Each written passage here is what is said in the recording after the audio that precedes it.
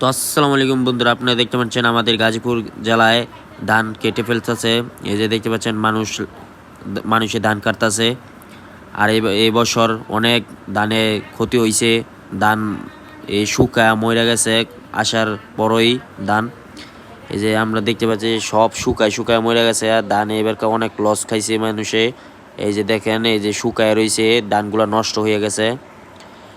এবার সারেটা ক্ষেত শুকায়া ধানগুলা নষ্ট হয়ে গেছে, তাই আমরা অনেক লসের ভিতরে রয়েছি।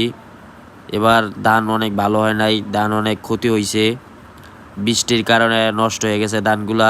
এই যে এই সাইডে দেখতে পাচ্ছেন একবারে ধানগুলা নষ্ট হয়ে গেছে, একবারে মাটির সাথে শুয়ে রয়েছে ধানগুলা শুকায়া। এই ধানগুলা সবগুলা নষ্ট হয়ে গেছে। আর এই সাইডে কত সুন্দর ধানগুলা, এইটার ভিতরে আছে হালকা পাতলা, আর এটার ভিতরে একবারে সব মরে গেছে, দেখতে পাচ্ছেন।